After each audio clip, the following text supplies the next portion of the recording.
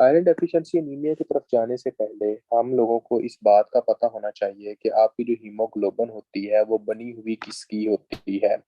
यानी कि जो हीमोग्लोबिन है उसका जो स्ट्रक्चर है वो बना हुआ किसका होता है। तो आप लोगों ने कहना है कि जो हीमोग्लोबिन होती है ये आपकी एक तरह की हीम और ग्लोबिन की बनी होती है। किसकी? हीम। और नंबर टू जो चीज होती है उसको हम क्या कहते हैं? एक तरह का ग्लोबिन कहते होते हैं।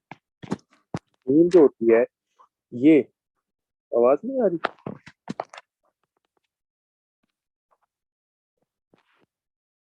आ रही है, फिर उसका अपना इश्यू होगा यार। ठीक है, मैंने का पता नहीं क्या मसला है। ठीक है, कि हीम और ग्लोबिन की बनी होती है। अब ये जो हीम होती है ये जनाब आपकी जो होती है ये आयरन और प्रोटोफॉस्फोरिन से मिलकर बना होता है। आयरन और प्रोटोफॉस्फोरिन से मिलकर बना हुआ होता है।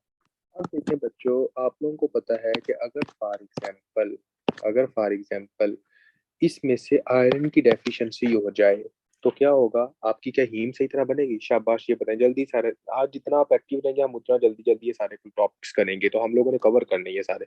आपकी हीम नहीं बनेगी। जब ये आपकी हीम नहीं बनेगी तो क्या आपका हीमोग्लोबिन सही तरह बनेगा? जल्दी करें। क्या आपका हीमोग्लोबिन सही तरह बनेगा? हीमोग्लोबिन सही तरह नहीं बनेगा। और हीमोग्लोबिन का होगा एक तरह का कम होगा, ऐसे ही है। हीमोग्लोबिन क्या होगा? एक तरह का कम होगा। अगर आपका हीमोग्लोबिन कम है, हीमोग्लोबिन को जो कैरी करता होता था वो क्या था? शाबाश, वो स्ट्रक्चर का नाम क्या है? उस सेल का नाम क्या है जो कि हीमोग्लोबिन को कैरी करते होते हैं? उनका नाम क्या था? Red blood cell. शाबाश तहसीन, उसका नाम क्या होता था आपका? Red blood cell. अब देखें, जब आपकी हीमोग्लोबिन का साइज ही छोटा होगा तो रेड ब्लड सेल का साइज जो होगा वो भी छोटा होगा या नहीं होगा?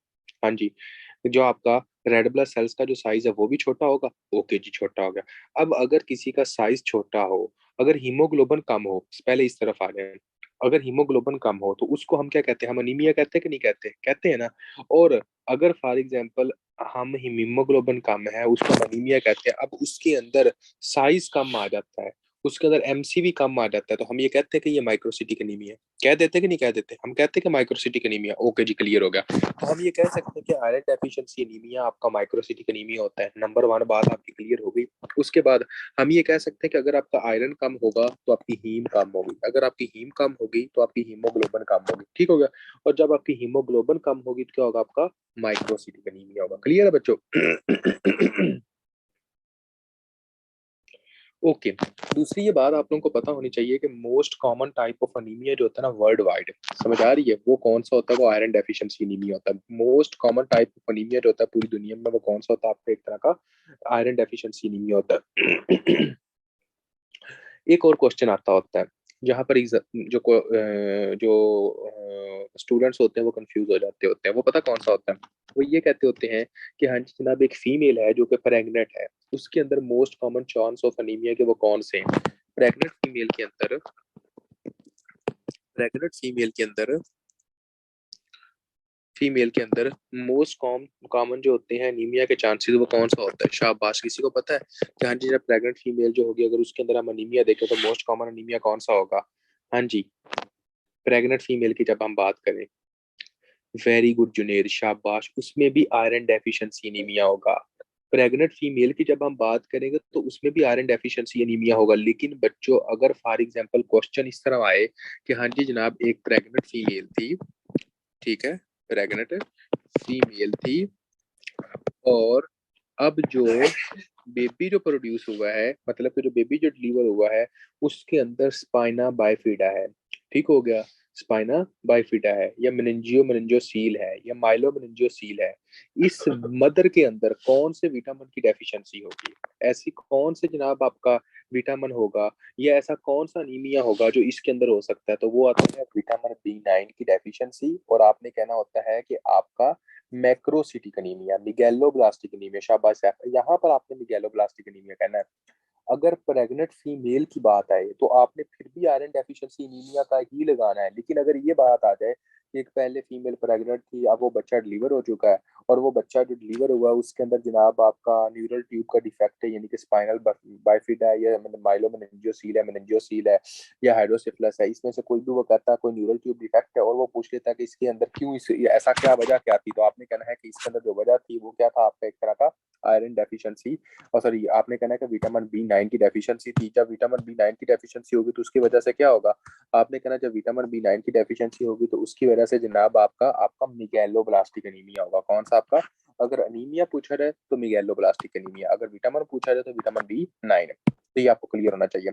उसके बाद देखें बच्चों कि फॉर एग्जांपल सबसे पहले हमें ये जो आयरन है इसकी एब्जॉर्प्शन का थोड़ा बहुत पता होना चाहिए कि आयरन की जो एब्जॉर्प्शन होती है वो होती किस तरह है। ठीक हो गया। देखें आप लोगों ने ये कहना है कि हम लोग जो आयरन को ले सकते हैं वो कहाँ कहाँ से ले सकते हैं। आप लोगों को क्लियर है, स्क्रीन क्लियर हो रही है आप लोगों को बच्चों? ओके, हम लोग जो आयरन लेते हैं वो कहाँ से लेते हैं। देखें बच्चों, आप लोगों ने कहना है कि हम लोग जो आयरन लेते हैं वो या तो फिर मीट से ले सकते होते हैं या फिर हम वेजिटेबल से लेते हैं। ठीक हो गया, इन दोनों तरीकों से लेते होते हैं। हीम से मतलब के वेजिटेबल से या मीट से लिया। अब देखें अगर आपने मीट खाया, जस्ट इमेजिन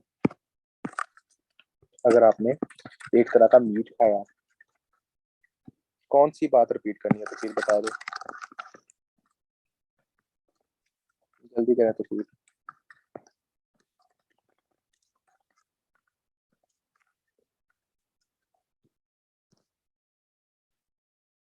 नहीं यार तो ये का मैसेज आया, तो फिर कौन सी लास्ट बात अगर बताओगे तो फिर ही है अनीमिया वाली, मतलब कि तुमने पूरी बात सुनी होगी। अनीमिया का पूरा चैप्टर में मतलब ये टॉपिक पढ़ा रहा है, उसमें से जब शुरू किया था तब भी अनीमिया कहा था।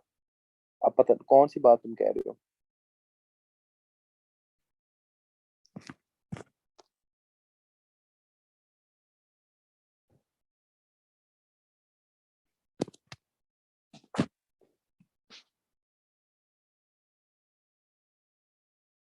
ठीक हो गए वाली, ये अभी बताइए। अच्छा प्रेग्नेंट फीमेल वाली, देखो मेरी बात सुनो। अगर क्वेश्चन इस तरह है ना कि प्रेग्नेंट फीमेल के अंदर मोस्ट कॉमन जो अनीमिया होता है वो कौन सा होता है, तो आप लोगों ने कहना है कि आयरन डेफिशिएंसी एनीमिया, तब भी आयरन डेफिशिएंसी एनीमिया ही होता है। ठीक हो गया।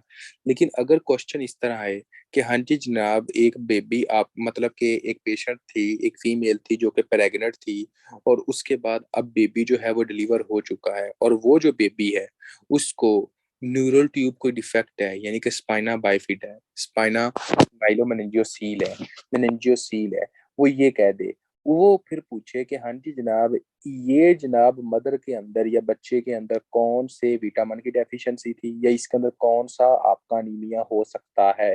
देखो बच्चों, जो बच्चों के अंदर स्कल जो ब्रेन की डेवलपमेंट करवाता है, जो न्यूरल ट्यूब की डेवलपमेंट करवाता है, वो था विटामिन बी 9 फोलिक एसिड है। ठीक हो गया।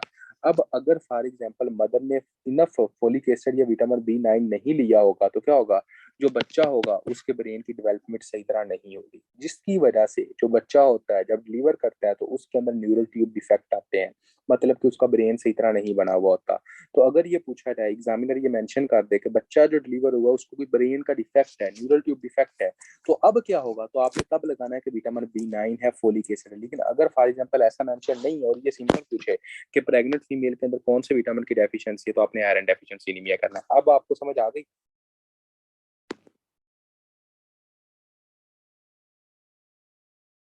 हाँ तो फिर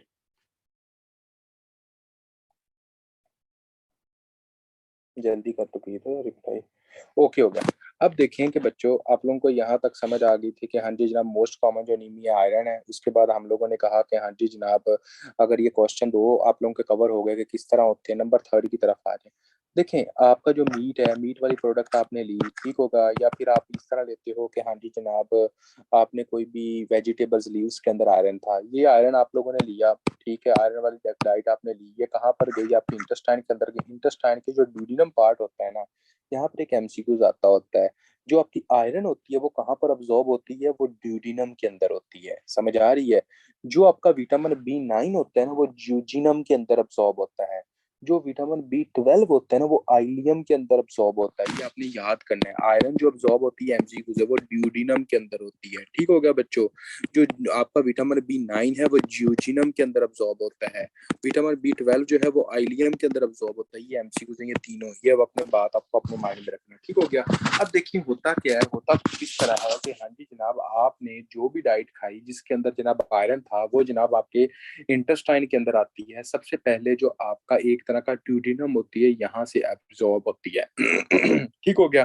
अब ये जो इंटेस्टाइन है ड्यूडेनम की, जैसा कि फॉर एग्जांपल ये ड्यूडेनम लगा दें, ड्यूडेनम के अंदर क्या होते हैं, इंटेरोसाइट्स। इन सेल्स के अंदर जो ड्यूडेनम के इंटेरोसाइट्स हैं, इन सेल्स के अंदर आपके ट्रांसपोर्टर्स होते हैं। उन रिपोर्टर को क्या कहते हैं, उन उनको ट्रांसपोर्टर्स को कहते हैं DMT1 ट्रांसपोर्टर। क्या कहते हैं, एक तरह का DMT1 ट्रांसपोर्टर। बच्चों, सबसे पहले हमने क्या कहा, हमने कहा कि हाँ जी जनाब, आपने कोई भी ऐसी चीज खाई जिसके अंदर आयरन था, वो आयरन कहाँ गया, वो आपके मेदे शरीफ के अंदर गया। मेदे से कहाँ गया, आपके स्मॉल इंटेस्टाइन के ड्यूडेनम के अंदर गया।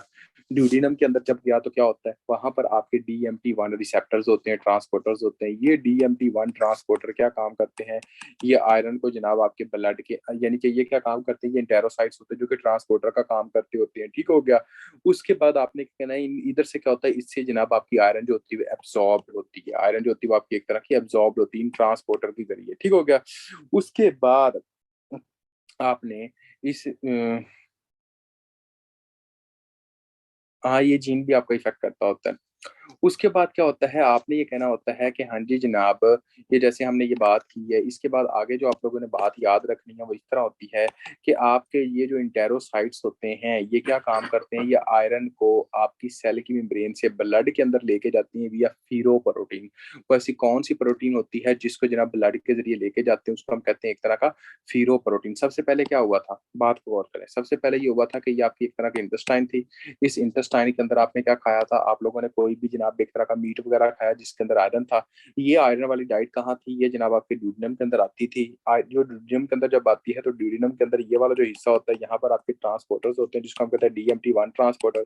ये DMT1 जो ट्रांसपोर्टर्स होते हैं, ये क्या काम करते होते हैं, ये जनाब आपके इस तरह करते हैं कि ये आपके अब्सॉर्प्शन का जोर अदा करते होते हैं। उसके साथ यहाँ पर आपकी प्रोटीन होती है जिसको हम कहते हैं फीरोप्रोटीन।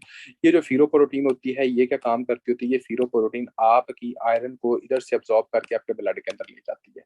अब बच्चों को ऐसी बात जो आप लोगों को समझ ना आई हो, शाबाश। हाँ जी, ये क्या काम करती होती है, ये आयरन को अब्सॉर्ब करके आप कहाँ लेके जाती है, आपकी एक तरह की ब्लड के अंदर ले जाती है। क्लियर क्लियर है। हाँ जी, शाबाश, जल्दी करें। जो लेके गई उसको हमने क्या कहा, उसको हमने एक तरह का, उसको हमने क्या कहा, फीरोप्रोटीन। और जो चैनल्स थे उनको हमने क्या कहा, DMT1 ट्रांसपोर्टर चैनल्स। ठीक हो गया। ओके। ओके। अब देखिए आगे क्या होता है बच्चों। जब ये आपकी आयरन आपके ब्लड के अंदर चले जाती है तो आगे क्या होता है, ये ब्लड था, ये जनाब आपकी आयरन थी। अब देखें, जिस यहाँ पर 2 से 3 आपने कंसेप्ट अपने माइंड में रखने हैं। जब आयरन आपके ब्लड के अंदर आ जाती है, उस आयरन को हम क्या कहेंगे, सीरम आयरन कहेंगे कि नहीं कहेंगे, शाबाश। वो आयरन जो कि जनाब आपके ब्लड के अंदर आ जाएगी, उस आयरन को हम क्या कहेंगे, हम सीरम आयरन कहेंगे। तो आपने कहना है वो आयरन जो जनाब आपके ब्लड के अंदर आती है उसको हम कहते हैं सीरम आयरन। क्या कहते हैं, एक तरह का ब्लड के अंदर आयरन है। ठीक हो गया। अब दूसरी बात देखिए जो आप लोगों ने माइंड में रखनी है। यहाँ पर आपके ब्लड के अंदर एक सब्सटेंस पाया जाता है जिसका नाम होता है ट्रांसफरीन। क्या होता है, एक तरह का ट्रांसफरीन।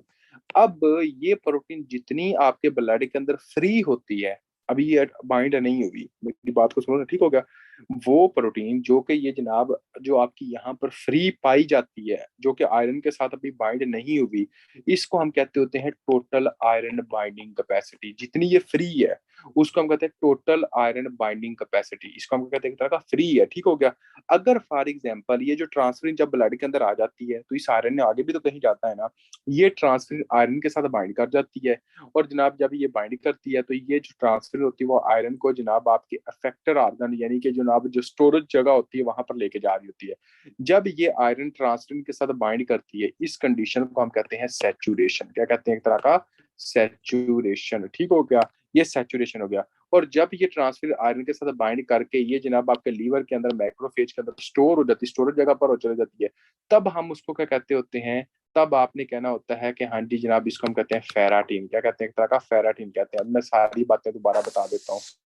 देखिए बच्चों, सबसे पहले क्या हुआ था कि हाँ जी जनाब जो आयरन होती थी वो जनाब आपका एक तरह का, आयरन जो होती थी वो क्या काम करती होती थी, वो जनाब आपकी एक तरह की ब्लड के जरिए, सॉरी, आयरन जो होती थी वो जनाब आपकी इंटेस्टाइन के अंदर आती थी, ड्यूडिनम के अंदर अब्सॉर्ब होती थी। नंबर 1 ये MCQ उसका पॉइंट है। उसके बाद वो पूछ सकते हैं कि हाँ जी जनाब आपके वहां पर कौन से चैनल्स होते हैं जो कि जनाब आयरन को अब्सॉर्प्शन करवाते हैं, आपने कहना DMT1 ट्रांसपोर्टर्स है। उसके बाद नंबर 3 जो बात आपने याद करनी है वो ये होती है, ऐसी कौन सी प्रोटीन होती है जो कि इंटेस्टाइन से आयरन को ब्लड के अंदर लेके आती है, आपने कहना फीरो प्रोटीन। अब वो कह सकते हैं कि वो आयरन जो ब्लड के अंदर आ जाती है उसको हम क्या कहते हैं, सीरम आयरन।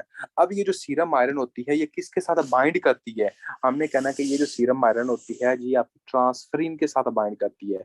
और जब ये सीरम आयरन आपके ट्रांसफरिन के साथ बाइंड कर जाती है इसको हम कहते हैं सैचुरेशन। क्या कहते हैं, एक तरह का सैचुरेशन। लेकिन अगर सीरम आयरन आपकी ट्रांसफरिन के साथ बाइंड ना करे और फ्रीली ट्रांसफरिन जितनी ज्यादा पड़ी हुई है आपके ब्लड के अंदर, उसको हम क्या कहेंगे, उसको हम कहेंगे कि ये जनाब आपकी टोटल आयरन बाइंडिंग कैपेसिटी है। ठीक हो गया। अब जैसे ही आपकी सी आयरन आपके ट्रांसफरिन के साथ बाइंड की, जिसको हमने सैचुरेशन कहा, ये ट्रांसफरिन क्या काम करती है, ये जनाब जाती है जाती है जाती है, ये जनाब लीवर के अंदर मैक्रोफेज के अंदर आपकी आयरन को स्टोर करवा देती है। जब लीवर के अंदर मैक्रोफेज के अंदर आयरन स्टोर हो जाती है तो इसको हम क्या कहते हैं, एक तरह का और नाम है जिसको हम कहते हैं फेराटिन। अब यहाँ तक किसी बात की अगर समझ ना हो ये वो पूछ सकते हैं। हाँ जी, कोई ऐसा बचा जिसको ना समझ आइए, शाबाश अनिया।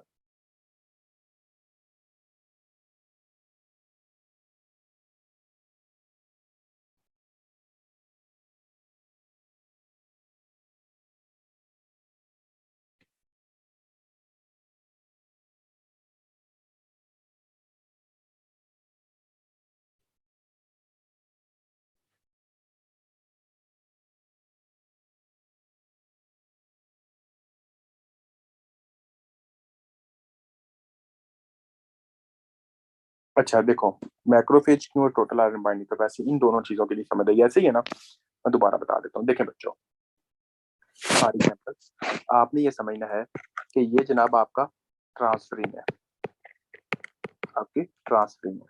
ठीक हो गया। और ये जनाब आपकी एक तरह की आयरन है। ठीक हो गया। अब जिस वक्त ये ट्रांसफरिन जितनी ज्यादा फ्री है, नॉर्मल पता क्या होता है, नॉर्मल ये होता है कि ये आयरन जब आपके ब्लड के अंदर आ जाती है तो ट्रांसफरिन जो होती है वो आयरन को आपके ब्लड से आपके स्टोरेज जगह पर लेके जाती है। और जो स्टोरेज जगह होती है वो कौन सी होती है, वो लीवर होता है। कौन सा होता है आपका, लीवर होता है। लीवर के अंदर मैक्रोफेज होते हैं, यहाँ पर ये स्टोर कर दी जाती है। जब ये मैक्रोफेज का काम होता है स्टोर करना, इंगल्फ करना। ठीक हो गया। अब जिस टाइम ये जनाब आपकी आयरन स्टोर होती है उसको हम कहते हैं फेराटिन। क्या कहते हैं, एक तरह का फेराटिन कहते होते हैं। लेकिन अब देखो कि फॉर एग्जाम्पल वो ये पहली बात तो तो ये आप आ लोगों ही को नहीं पता सकता चल क्योंकि गया। उसकी यूनिवर्सिटी लिस्ट में नहीं है। दूसरी बात अजवर, ये वो वहीं पे स्पेशलाइजेशन जो है ना। अजवर, गुड बॉय। अच्छा अब देखो, अब देखें कि फॉर एग्जाम्पल ये जब आयरन आप पहले देखें, जब ये आयरन आपके ब्लड के अंदर आ जाती है तो हम उसको क्या कहते थे, सीरम आयरन नंबर वन। ठीक हो गया। जब ये आयरन आपके ट्रांसफरिन के साथ बाइंड कर जाती है इसको हम क्या कहते थे, आपकी सैचुरेशन। क्या कहते थे, आपकी एक तरह की सैचुरेशन।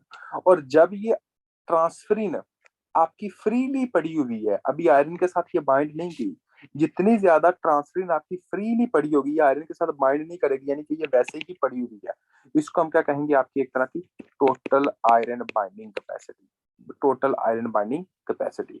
और जितनी जब ये आपकी सैचुरेशन होगी तो क्या होगा, ट्रांसफरिन आयरन को क्या काम करेगा, ये स्टोरेज जगह पर ले जाएगा, लीवर के अंदर ले जाएगा, वहां पर ये स्टोर करेगा, जिसको हम कहते हैं फेराटिन। अब समझ आ गई हो, कोई ऐसा बच्चा जिसको अभी भी ना समझ आई हो, शाबाश एनीवन। हाँ जी, जी बिल्कुल जुनेद, ये स्टोरेज फॉर्म के जरिए एज एक्ट करते होते हैं। क्लियर है अब।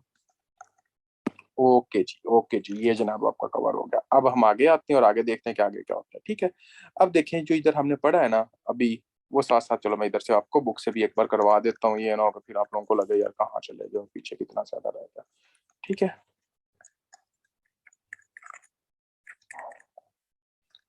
वो स्टोर रहती है आयरन, क्योंकि जो फ्री आयरन होती है वो क्या करवाती है, वो रिएक्शंस करवाती है, वो फिंटोन रिएक्शंस करवाती है। हम नहीं चाहते किसी तरह का कोई रिएक्शन हो, इस वजह से उसको उस आयरन को स्टोर कर लिया जाता है, फ्री रेडिकल्स की इंजरी से बचा लिया जाता है।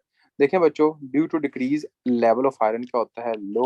ओहो, देखें आगे क्या लिखा हुआ है जनाब आप लोगों का, एक तरह का लो आयरन, लो हीमोग्लोबन, लो हीमोग्लोबन, लो जनाब आपकी हीमोग्लोबिन है, और लो माइक्रोसिटिक अनीमिया आ गया। ठीक है। Most common type of anemia, lack of iron is the most common nutritional deficiency in the world, affecting रफली one third of the population, यानी कि सबसे ज्यादा ये होता है। उसके बाद क्या लिखा हुआ, iron is consumed in heme meat. उसके बाद नॉन हीम क्या, vegetable derived forms. Absorption occur in duodenum. ये important MCQs है. Enterocytes have heme and non-heme DMT1 transporters. The heme form is more readily absorbed. ठीक हो गया, ये absorb करता है. उसके बाद कहता है enterocyte transport iron across the cell membrane into blood via ferroportin. ठीक होगा, ferroportin के जरिए करता है. Transferrin transport iron in the blood and deliver it to liver and bone marrow macrophage for the storage. वही बात होगी कि हाँ जी ट्रांसफरिन काम करता है, एक तरह का डिलीवर करता है. Stored in intracellular iron is bound to ferritin. क्या करती है एक तरह की फेराटिन के साथ, which prevent iron from forming, यानी कि जो फ्री आयरन नहीं रखती जिसकी वजह से फ्री रेडिकल और फेंटोन रिएक्शंस होते हैं, इससे बचाती होती है. ठीक होगा, वही उसने बात की हुई. बच्चों आगे देखो, अगर फॉर एग्जांपल यहाँ पर फाइंडिंग्स उसने बताई हुई है कि क्या होगी, जस्ट आप लोगों ने ना, ये बहुत सिंपल है, ये क्वेश्चन ऐसे ही आता होता है. अब आप लोगों ने थोड़ा सा गौर करना है बच्चों. जस्ट इमेजिन अगर एक एग्जामिनर कह देता है कि आप patient present to you a 20-year-old female present to you with a history of menorrhagia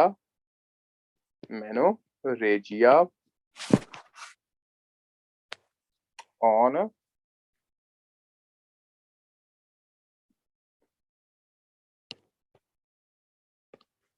examination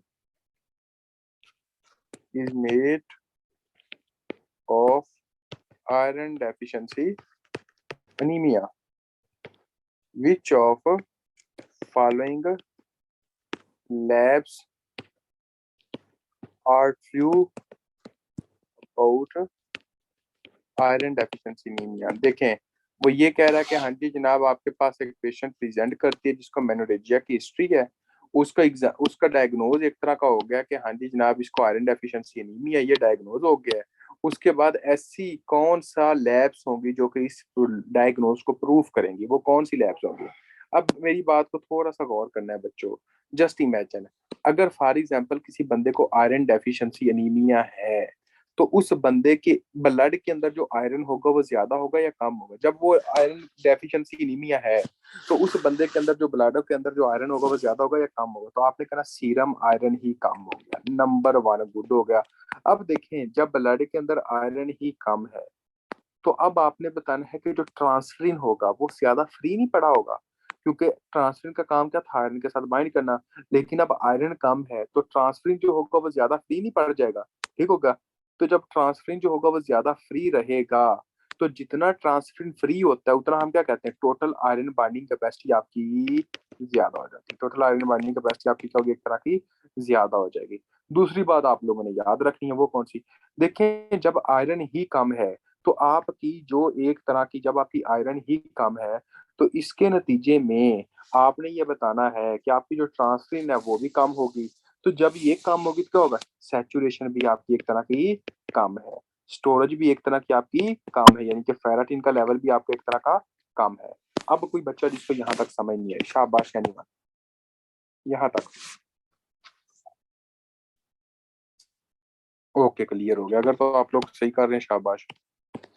एक बात आप इस तरह भी याद कर सकते हो, अगर किसी को फिर भी कंफ्यूजन हो याद करने में, ठीक है, आप इस तरह याद कर सकते हो कि total iron binding capacity always inversely related to ferritin. Ferritin और जनाब टोटल आयरन बाइंडिंग कैपेसिटी एक दूसरे के हमेशा इनवर्सली रिलेटेड होती है. क्लियर है? ये दोनों ही एक दूसरे की क्या होती है, एक तरह की इनवर्सली रिलेटेड होते हैं. ये याद कर लेना. ठीक है, देखें, अगर टोटल आयरन बाइंडिंग कैपेसिटी बढ़ रही होगी तो फेराटिन का लेवल क्या होगा, आपको एक तरह का कम होगा. ये आप इस तरह भी याद कर सकते हो. अच्छा आगे आ जाओ बच्चों, यहाँ तक तो हम लोगों ने कर लिया. आगे देख लेते हैं यहाँ पर क्या लिखा हुआ है. ठीक है, आप देखें लेबोरेटरी फाइंडिंग्स क्या होंगी. लेबोरेटरी फाइंडिंग्स इसने क्या लिखी हुई है, हम ये भी देख लेते हैं. लेबोरेटरी फाइंडिंग्स के अंदर लिखा हुआ serum iron measures of iron blood, क्योंकि क्या आयरन ब्लड के अंदर total iron binding capacity major transferrin molecule in the blood, transferrin molecule in the blood, वही बात जो मैंने आप लोगों को समझाई है. आगे देखें, आगे सैचुरेशन का percentage of transferrin molecule that are bound by iron, normal 33%, यानी कि जितना बाउंड कर गया है. Ferritin reflect iron storage in macrophage at the liver. कोई ऐसा बच्चा जिसको यहाँ तक कंफ्यूजन है, शाबाश एनीवन जी, यहाँ तक कोई बच्चा जिसको कंफ्यूजन है वो बता सकता है. चलें जी,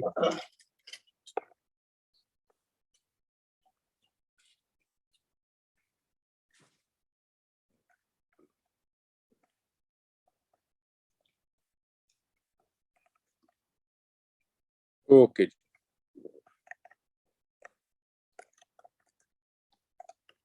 अगर क्लियर तो अब आगे आ जाओ बच्चों। यहाँ से क्वेश्चंस कई दफा पूछे जा सकते हैं कि हाँ जी जनाब, एक छोटा बच्चा है, इन्फेंट्स है, उसके अंदर जो है वो जनाब अगर आयरन डेफिशिएंसी एनीमिया तो उसकी रीजन क्या होती है। जो फैट्स होते हैं उसमें जनाब आयरन डेफिशिएंसी एनीमिया का जो मोस्ट कॉमन कॉज होता है वो यही होता है कि ब्रेस्ट फीडिंग, समझ आ रही है, यानी कि मिल्क जो है वो दे रहे होते हैं, मिल्क के अंदर आपका आयरन नहीं होता। जब जनाब सिर्फ और सिर्फ मिल्क दिया जाता है उसके अंदर आयरन नहीं होता तो बच्चे के अंदर आयरन डेफिशिएंसी एनीमिया हो जाता है, बाकी डाइट देते नहीं है। ठीक हो गया यार, सिंपल सी बात है, अगर फॉर एग्जांपल मेरी बात सुने, एक के अंदर टोटल आयरन बाइंडिंग कैपेसिटी कम है तो दूसरे के अंदर क्या था आपका, वो जनाब आपका एक तरह का फेरेटिन कम हो रहा था ज्यादा। मतलब देखें, जिस बंदे के अंदर आयरन डेफिशिएंसी एनीमिया उसके अंदर क्या था, आयरन डेफिशिएंसी एनीमिया वाले बंदे के अंदर फेरेटिन कम था, टीआईबीसी ज्यादा था। तो अगर एक ज्यादा दूसरा कम हो रहा है कि नहीं हो रहा, तो ये यूनिवर्सली रिलेटेड शो कर रहे हैं। तो आपने कहना है कि हर के अंदर ये यूनिवर्सली रिलेटेड ही होंगे, क्या होंगे, यूनिवर्सली रिलेटेड ही होंगे। ये अभी तो मैंने ये बताया, आगे जाकर भी यूनिवर्सली रिलेटेड प्रूव करूंगा कि ये कैसे होते हैं। ठीक है, देखें बच्चों, अगर पूछा जाए कि हाँ जी जनाब एक इन्फेंट्स है तो उसके अंदर आयरन डेफिशिएंसी एनीमिया तो मोस्ट कॉमन कॉज क्या है, आप लोगों ने कहना है कि बच्चे के अंदर मोस्ट कॉमन कॉज जो होता है इन्फेंट्स के अंदर वो जनाब आपकी ब्रेस्ट फीडिंग होती है, मिल्क होता है, समझ आ रही है, ये होता है।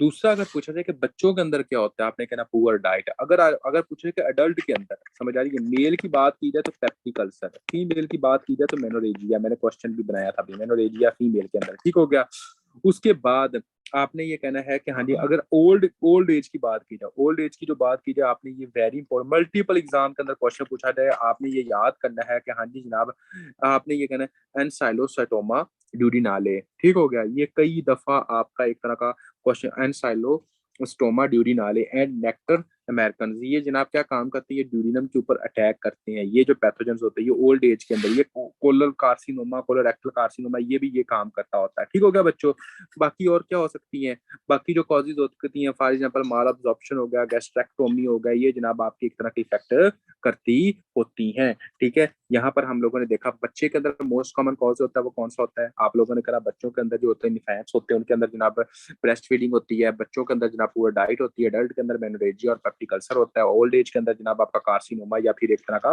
ड्यूडिनाले, नेक्टस ड्यूडिनाले, ये इंपॉर्टेंट एमसीक्यू, ये एमसीक्यू पूछा जाता होता है। अब देखिए बच्चों, वही वाली बात जो हम लोगों ने उधर डिस्कस की थी ना, अभी यहाँ पर देखें, फॉर एग्जांपल यहाँ पर क्या लिखा हुआ है, storage iron is depleted, low ferritin, high TIPC. ठीक हो गया, फेराटिन का टीआईपीसी ज्यादा।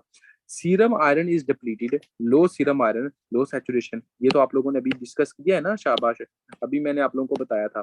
ठीक होगा, normocytic anaemia, bone marrow makes clear but normal size anaemia, ये भी जनाब वो बनाता है। ठीक हो गया, माइक्रोस्कोपिक हाइपरक्रोमिक अनीमिया, इसके अंदर क्लिनिकल फीचर्स क्या होगा, आयरन डेफिशिएंसी अनीमिया होगा। अब देखें यहाँ तो कोई बच्चा जिसको कंफ्यूजन हो, शाबाश, नहीं, यहाँ तक कोई ऐसा बच्चा जिसको कंफ्यूजन है।